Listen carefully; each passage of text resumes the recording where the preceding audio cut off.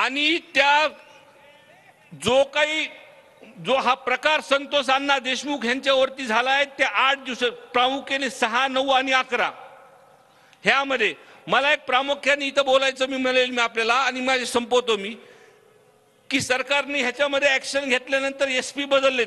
काही काही गोष्टी खऱ्या सांगाव्या लागतील तुम्हाला. उगा विरोधी बाकावरती आहे म्हणून मी बोलून जायचं.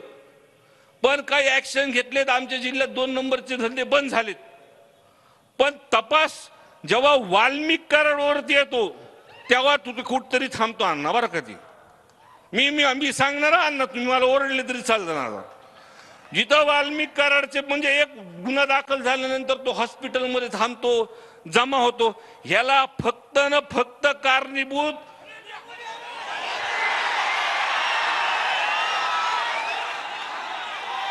ह्याच्यामध्ये प्रामुख्याने गोष्टी मी सांगतो.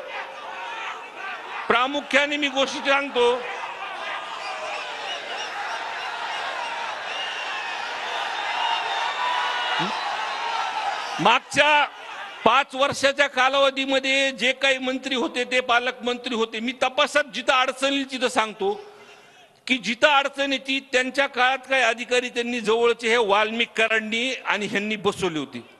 त्यांच्याकडूनच फक्त माग पुढे होते.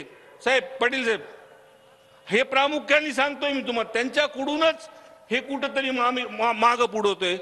तर आमच्या 3च मागण्या आहेत आता. म्हणजे पहिल्या दिवशीपासून मी मागतोय की हे प्रकरण एक तर फास्ट ट्रॅक वरती चालवा, अंडर ट्रायल चालवा आणि ह्या पूर्ण प्रकरण चलूस तर धनंजय मुंडे साहेबाचा राजीनामा घ्या